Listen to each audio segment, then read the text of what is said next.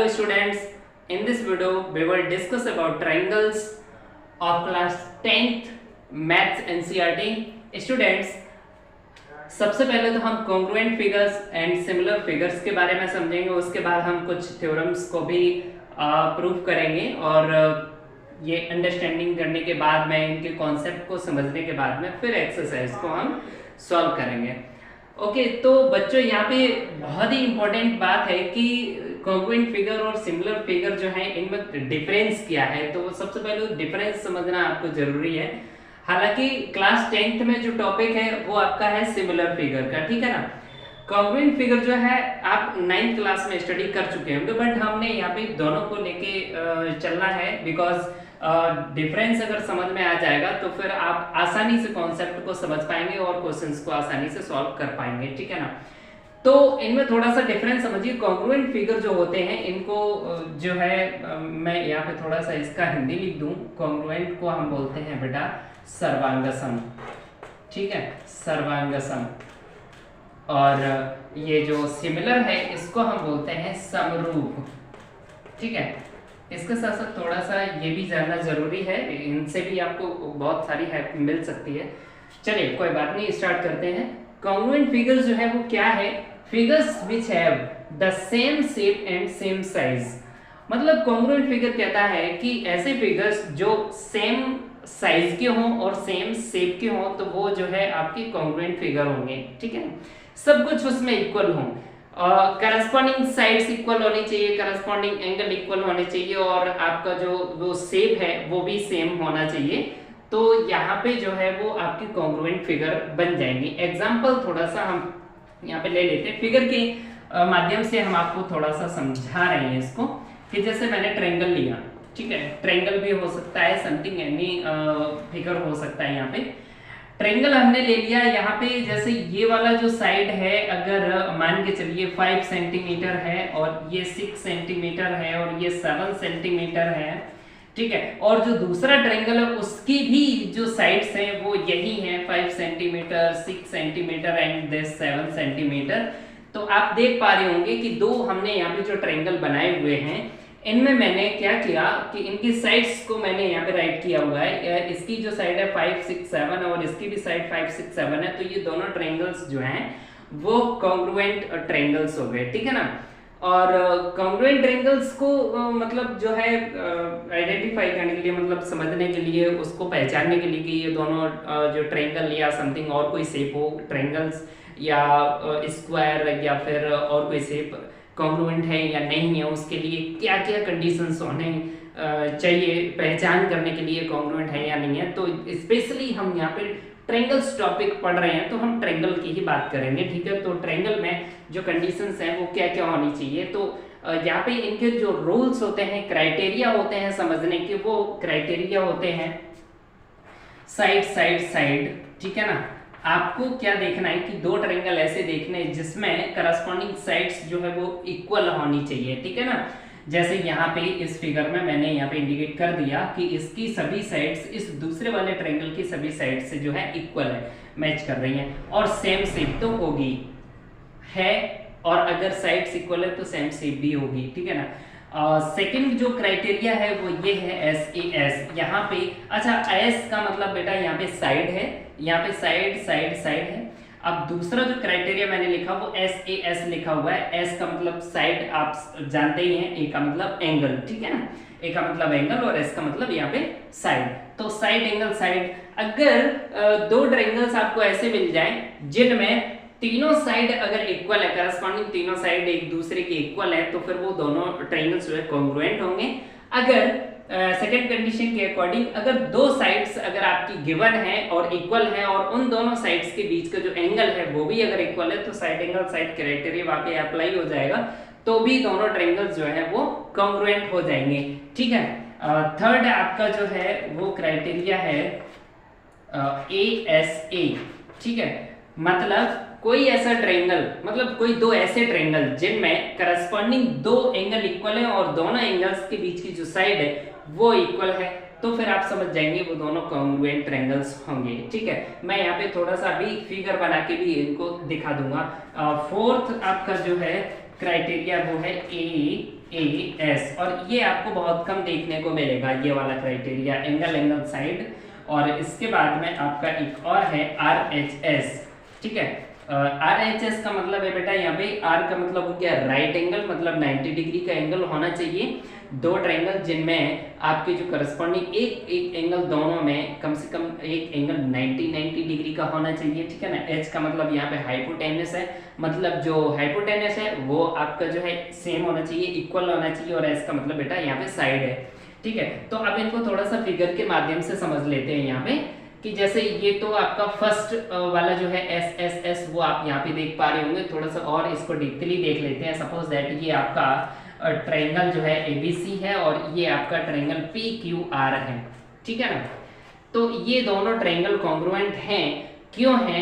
क्योंकि यहाँ पे साइड 5 सेंटीमीटर, इसमें भी 5 सेंटीमीटर है, ये 6 है तो ये भी 6 है, ये 7 है तो ये भी 7 है। तो यहाँ पे साइड रूल जो है, ये वाला क्राइटेरिया अप्लाई हो रहा है, तो फिर ये दोनों ट्रायंगल कॉन्ग्रुएंट है। अब इसको राइट करने का जो तरीका है वो क्या है, वो समझ लीजिए। यहाँ पे जो ट्रायंगल ABC है, ट्रायंगल ABC वो कॉन्ग्रुएंट है। कॉन्ग्रुएंट का साइन बेटा होगा ये वाला, इस तरीके से इक्वल भी है और सिमिलर भी है, ठीक है ना। देखो कॉन्ग्रुएंट ट्रायंगल जो होते हैं वो सिमिलर भी होते हैं। सिमिलर का मतलब बेटा समझ रहे हो, समरूप, ठीक है ना बच्चों। समरूप मतलब दिखने में एक जैसे। तो जो कॉन्ग्रुएंट होंगे तो वो दिखने में भी एक जैसे होंगे, सिमिलर भी होंगे। तो कॉन्ग्रुएंट ट्रायंगल जो है सिमिलर भी होते हैं। चलो ये मैं बात की बात है, ये मैं बाद में बताऊंगा। फिलहाल यहाँ पे साइन जो है कॉन्ग्रुएंट का वो ये है, इक्वल का साइन है, और इस तरीके से एस टाइप से बना हुआ है। तो ABC जो ट्रायंगल है वो कॉन्ग्रुएंट है इस वाले ट्रायंगल के, ठीक है ना। क्यों ट्रायंगल क्यों कॉन्ग्रुएंट है? क्योंकि यहाँ पे साइड सभी इक्वल हैं, और ये क्राइटेरिया यहाँ पे अप्लाई हो रहा है। तो हम लिखेंगे कैसे? लिखने का जो तरीका है वो क्या होगा, ABC is congruent to triangle. अब इस ट्रायंगल में हम क्या है, करस्पॉन्डिंग साइड। अभी यहाँ पे AB आपका 5 सेंटीमीटर था, तो मैंने यहाँ पे AB आप यहाँ पे A से B से C थोड़ा सा लिखने का जो तरीका है, करस्पॉन्डिंग का मतलब समझिए। ABC मैंने लिखा, 5 6 7 लिया, ABC है ना, एक ऑर्डर चला रहे हैं हम, ABC तो 5 6 7 है ना, इस तरीके से। तो वही यहाँ पे मुझे लेना पड़ेगा 5 6 7, तो मतलब QRP, ठीक है ना, QRP, ठीक है। तो ये लिखने का तरीका हो गया। ये दोनों ट्रायंगल आपके कॉन्ग्रुएंट है। ABC is congruent to triangle QRP।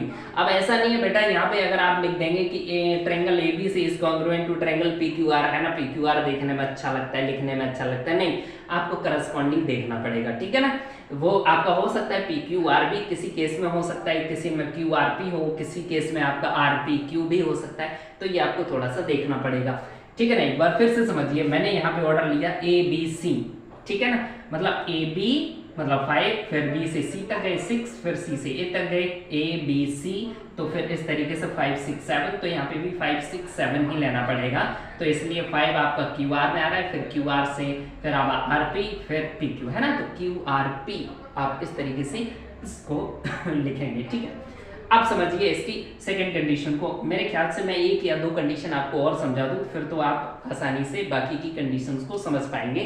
तो यहाँ पे जो है सेकंड कंडीशन में इसी फिगर में ही आपको बताने वाला हूँ। जैसे यहाँ पे SAS की अगर मैं बात करूँ, तो SAS का मतलब हो गया कि दो साइड्स इक्वल होनी चाहिए और दोनों साइड्स के बीच का एंगल इक्वल होना चाहिए।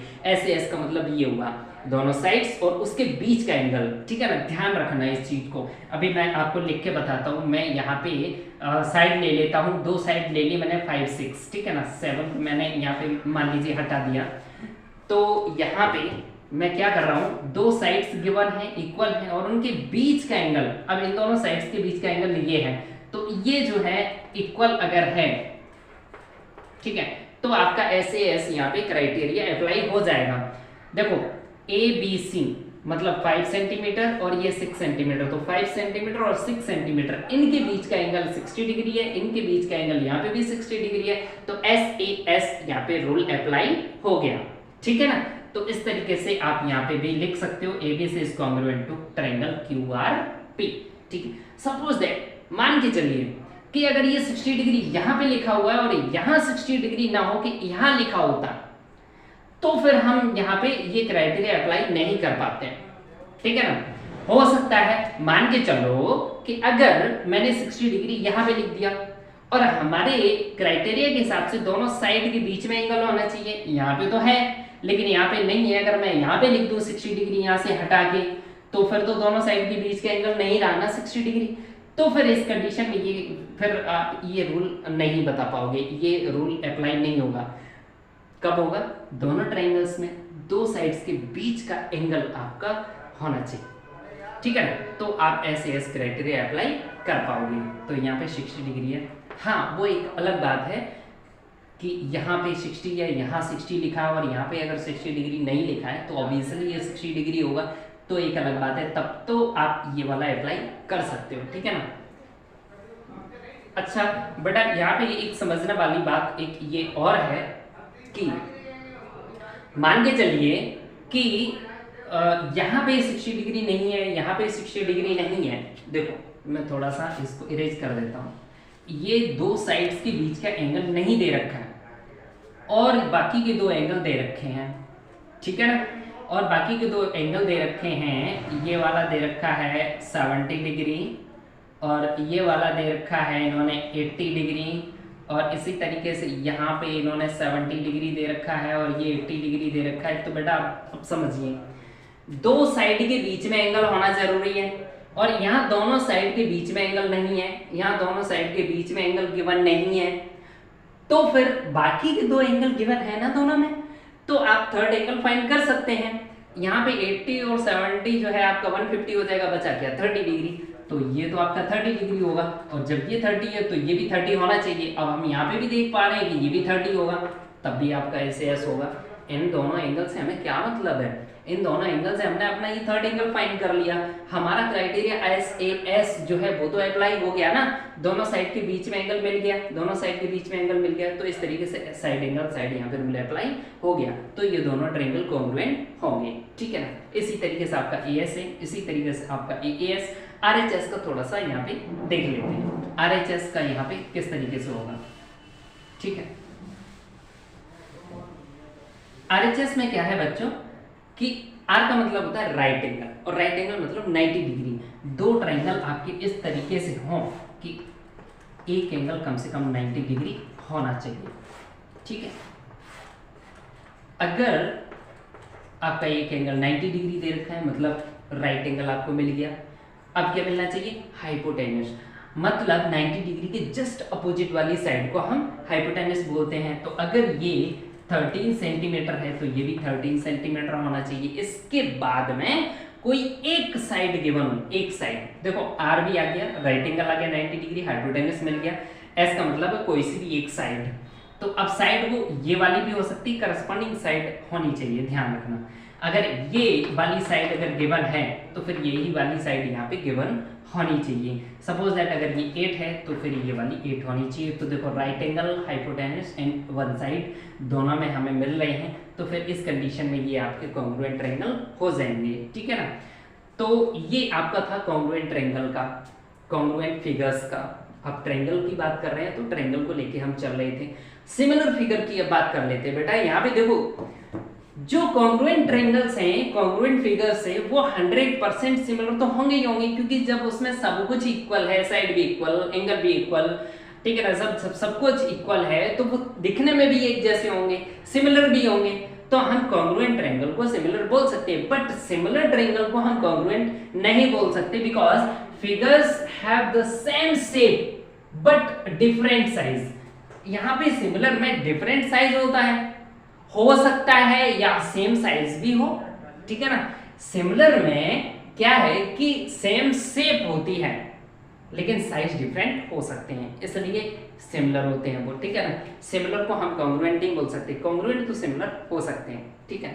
अच्छा एक चीज और थोड़ा सा यहाँ पे समझ लीजिए कि जैसे अगर कोई दो ट्रायंगल अगर कॉन्ग्रुएंट हैं, ठीक है, तो अगर आपने प्रूफ कर लिया कि दो ट्रायंगल कॉन्ग्रुएंट हैं, तो उसमें जो पार्ट्स बचे होते हैं, जैसे यहाँ पे ये करस्पॉन्डिंग एंगल बचे हैं, इसके करस्पॉन्डिंग ये एंगल, इसके करस्पॉन्डिंग ये एंगल, इस साइड के करस्पॉन्डिंग ये वाली साइड, बाई सीपीसीटी बोलते हैं, सीपीसीटी से वो बाकी के जो बचे पार्ट्स है वो भी इक्वल होते हैं।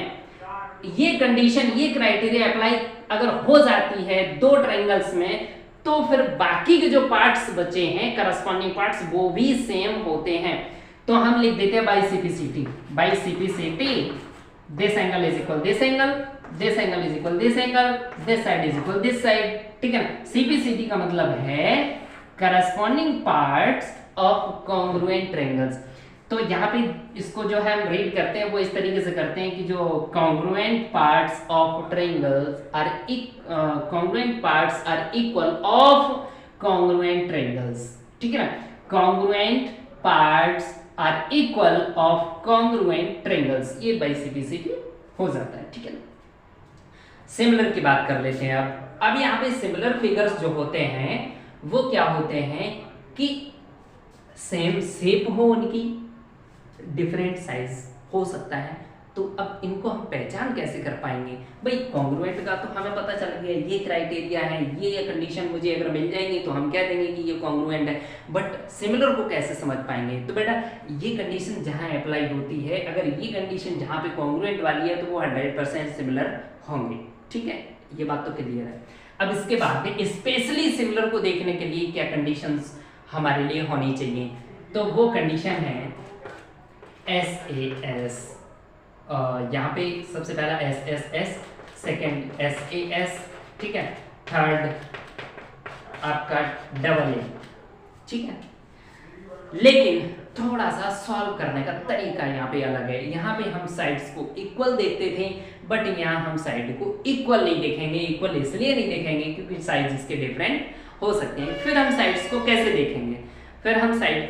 देखेंगे?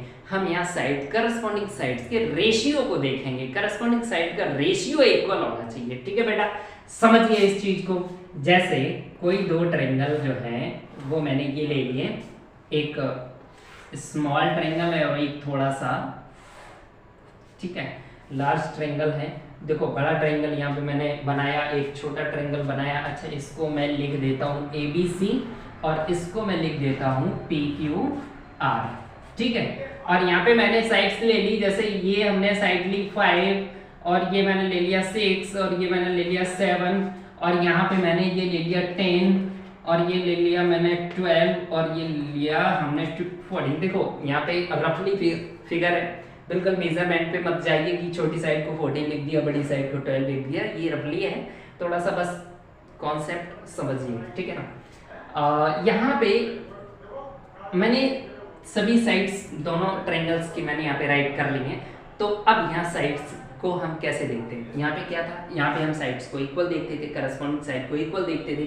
सिमिलर के लिए मैं करस्पॉन्डिंग साइड को इक्वल नहीं देखूंगा क्योंकि वहाँ पे छोटे बड़े हो सकते हैं, डिफरेंट साइज के हो सकते हैं, बट सेम अगर शेप है तो हम कोशिश करेंगे ये सिमिलर है या नहीं, देखने में एक जैसे हैं या नहीं। उसके भी क्राइटेरिया है, वो क्राइटेरिया मैंने यहाँ पे राइट किए हुए हैं। साइड साइड साइड का मतलब है करस्पॉन्डिंग साइड का रेशियो इक्वल होना चाहिए, ठीक है। जैसे मैंने यहाँ पे 5 लिया, क्या AB है ना, AB के अपॉन में, अब रेशियो का मतलब समझ गए होंगे, अपॉन में, AB के अपॉन में 5 के साथ हम किसको ले सकते हैं? 14 को, 12 को, हम किसी भी साइड को ले सकते हैं। बट हम कोशिश ये करेंगे, ये थोड़ा सा यहाँ पे आप सेंस खुद लगा लेंगे कि 5 से कौन सा डिविजिबल है, या फिर डिविजिबल नहीं भी है तो दूसरे साइड, दूसरी करस्पॉन्डिंग साइड को जब हम डिवाइड करेंगे तो अगर लगभग सेम मिल रहा है, इक्वल मिल रहा है, तो उस हिसाब से हम साइड्स को देखने की कोशिश करते हैं। 5 के साथ हम 10 को ले लेंगे, मतलब AB और यहाँ पे मैंने ले लिया RP, ठीक है। तो AB 5 है और RP आपका 10 है, तो ये आपका हो जाएगा 1/2। अगर इसको हम सिंपलेस्ट फॉर्म में चेंज करें तो 1/2 आ जाएगा, ठीक है ना। अब हम यहाँ पे लेते हैं BC, ठीक, यहाँ पे हम लेते हैं BC के अपॉन में हम कौन सा लेंगे? अगर यहाँ 6 लिया तो हम 12 ले लेंगे, मतलब PQ, ठीक है। तो यहाँ 6 अपॉन और PQ है 12, इसको भी सिंपलेस्ट फॉर्म में चेंज करेंगे तो आपका आ जाएगा 1/2, ठीक है ना। तो यहाँ पे देखो AB upon RP, corresponding sides हमने AB की करस्पॉन्डिंग RP को लिया, 1/2 मिला। BC के करस्पॉन्डिंग हमने PQ को लिया, इसका रेशियो निकाला, 1/2 आया। बची हुई साइड आपकी क्या है? CA के करस्पॉन्डिंग अब कौन सी साइड यहाँ बची? QR। इसको जब हम सॉल्व करेंगे तो ये आपका BC आपका CA आपका 7 है यहाँ पे, और क्यू आर जो है वो आपका 14 है ना, तो इसको सिंपलेस्ट फॉर्म में चेंज करेंगे तो आपका आएगा 1/2। अब आपने देखा कि करस्पॉन्डिंग साइड्स की हमने जब रेशियो फाइंड करे तो वो सभी इक्वल आ गए 1/2 1/2 1/2। तो यहाँ पे साइड रूल अप्लाई हो गया, किसके लिए, सिमिलर कंडीशन के लिए। ओके, तो यहाँ पे हम लिख सकते हैं बाय SSS रूल या क्राइटेरिया ऑफ सिमिलरिटी, कुछ भी लिख सकते हो अपनी लैंग्वेज में, ठीक है। आपकी जो ट्रायंगल है वो सिमिलर होगी, लिखने का तरीका करस्पॉन्डिंग के हिसाब से ही आपको लिखना पड़ेगा। अगर आप यहाँ पे ABC लिखते हो, ट्रायंगल ABC, मैं यहाँ पे राइट कर रहा हूँ students, ABC is similar, only similar. यहाँ पे क्या था, यहाँ पे इक्वल भी था सिमिलर भी था, तो हमने इस तरीके से लिया था इक्वल भी है सिमिलर भी है, लेकिन हम यहाँ पे इक्वल तो नहीं देख रहे, सिमिलर देख रहे हैं, तो सिमिलर का साइन ये वाला आप लगाएंगे। ABC triangle ABC similar to triangle, कौन सा ट्रायंगल, तो ABC के करस्पॉन्डिंग देखिए आप, ABC मैंने 5 6 7 लिया, पहले AB 5 के साथ मैंने किसको लिया था 10 को, तो हम लिखेंगे RP। BC के साथ लिया था मैंने PQ को, तो RPQ क्या लिखेंगे, RPQ। ये आपका जो है लिखने का तरीका होगा स्टूडेंट्स। अगर आपने चेंज कर दिया करस्पॉन्डिंग साइड्स को, अगर चेंज कर दिया तो वो गलत हो जाएगा, ठीक है। हो सकता है कहीं कहीं पे आपको लिखा हुआ देखने को मिल जाए directly ABC is similar to PQR, but मेरे हिसाब से वो गलत है। ये आपका करस्पॉन्डिंग साइड्स के अकॉर्डिंग जब आप लिखेंगे वो आपका सही होगा। तो स्टूडेंट्स यहाँ पे मैंने आपको फर्स्ट आपको बता दिया क्राइटेरिया SSS हम किस तरीके से देखते हैं, इसी तरीके से हम SAS को देखेंगे। तो समझिए SS मतलब साइड को हम रेशियो के अकॉर्डिंग देखेंगे, एंगल हम इक्वल देखते हैं। भाई एंगल थोड़ी हम उसमें देखेंगे रेशियो में, एंगल तो सेम ही होगा, एंगल इक्वल होगा। एक छोटा ट्रायंगल हमने ले लिया, इक्विलेटरल ट्रायंगल छोटा ले लिया, उसमें 60 डिग्री के एंगल होते हैं। एक बड़ा सा इक्विलेटरल ट्रायंगल लेंगे तो क्या वहां 120 का थोड़ी हो जाएगा एंगल, एंगल तो सेम ही रहेगा। तो एंगल आप सेम देखेंगे और साइड्स का रेशियो देखेंगे। तो साइड एंगल साइड भी इसी तरीके से रूल हम अप्लाई करके देखेंगे, साइड्स का रेशियो देखेंगे और दोनों साइड्स जो हमने ली हैं उसके बीच का एंगल होना चाहिए, ठीक है ना। तो एंगल इक्वल होना चाहिए और साइड्स का रेशियो इक्वल होना चाहिए। डबल ए मैंने यहाँ पे राइट किया था, वैसे ट्रिपल ए भी आप लिखा हुआ देखेंगे। देखो डबल ए का मतलब होगी एंगल एंगल इक्वल देखते हैं एंगल, ठीक है, ये बात पता है। एंगल जब इक्वल, दो एंगल जब इक्वल मिलेंगे तो तीसरा तो अपने आप ही इक्वल हो जाएगा ना, ठीक है ना। तो इसलिए दो एंगल आपको काफी है निकालने के। अगर किसी भी दो ट्रायंगल्स में अगर करस्पॉन्डिंग दो एंगल्स इक्वल मिल जाते हैं तो आप डायरेक्टली वहां कह सकते हैं कि ये ट्रायंगल इस वाले ट्रायंगल के सिमिलर है, ठीक है, क्योंकि थर्ड वाला जो एंगल ऑलरेडी जो है इक्वल हो ही जाएगा। जब दो एंगल इक्वल है तो थर्ड भी इक्वल 100% होगा, ठीक है। कैसे होगा अब समझिए आप, देखिए जैसे एक ट्रायंगल हमने ये लिया, एक ट्रायंगल हमने ये लिया। अगर ये आपका 50 डिग्री है, एक 60 डिग्री है, ठीक है, इसमें भी एक 50 डिग्री है और एक 60 डिग्री है। तो students sum of all angles of a triangle is equal 180 degree. तो ये 50 और 60 कितना हो गया 110, बचा कितना 70 डिग्री। तो ये 70 डिग्री, इसी तरीके से ये भी तो 70 डिग्री होगा, ठीक है ना। तो इस तरीके से हमें दो एंगल अगर मिल जाते हैं तो भी हम सिमिलर बोल सकते हैं। स्टूडेंट्स यहाँ पे मैंने थोड़ा सा आपको इंट्रो दिया, समझाया कि कॉन्ग्रुएंट फिगर और सिमिलर फिगर में क्या डिफरेंस है। तो उम्मीद करते हैं आपको ये बहुत अच्छे से समझ में आ गया होगा। अब इसी बेस पे, इसी कॉन्सेप्ट से अब हम कुछ थ्योरम को भी पहले प्रूव कर लेंगे, उसके बाद फिर हम एक्सरसाइज को सॉल्व करेंगे। फिलहाल इस वीडियो में सिर्फ इतना ही। नेक्स्ट वीडियो में हम कुछ थ्योरम्स लेके आएंगे और थ्योरम्स को सॉल्व करेंगे जो कि एग्जाम में आने के ज़्यादा चांसेस रहते हैं। और जैसे थेल्स थ्योरम है वो मैं नेक्स्ट वीडियो में प्रूफ करके आपको दिखाऊंगा, उसके बाद फिर हम एक्सरसाइज को सॉल्व करेंगे। Thank you.